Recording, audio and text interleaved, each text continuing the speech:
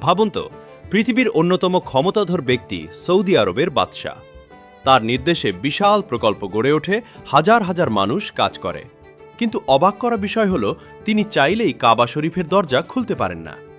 শুনতে অবিশ্বাস্য লাগলেও এর পেছনে রয়েছে 1400 বছরের পুরনো এক ইতিহাস। ইসলাম আগমনের আগেও কাবা শরীফের চাবি ছিল একটি নির্দিষ্ট পরিবারের কাছে।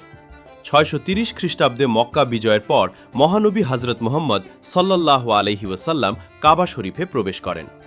তখন অনেকেই ধারণা করেছিলেন কাবার চাবি হয়তো নতুন কোনো ব্যক্তি বা গোত্রের হাতে তুলে দেওয়া হবে। কিন্তু সবাইকে অবাক করে দিয়ে মহানবী সাল্লাল্লাহু আলাইহি ওয়াসাল্লাম চাবিটি আগের অভিভাবক উসমান ইবনে তালহার হাতে ফিরিয়ে দেন। তিনি ঘোষণা করেন, এই চাবি তোমাদের কাছেই থাকবে, কিয়ামত পর্যন্ত কেউ তোমাদের কাছ থেকে তা কেড়ে নিতে পারবে না, অন্যায়কারী ছাড়া।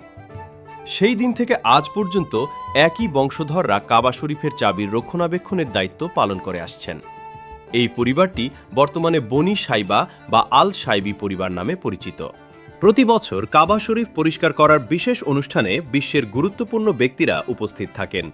সৌদি বাদশাহ, রাজপরিবারের সদস্য কিংবা বিভিন্ন দেশের রাষ্ট্রপ্রধানরাও আমন্ত্রিত হতে পারেন।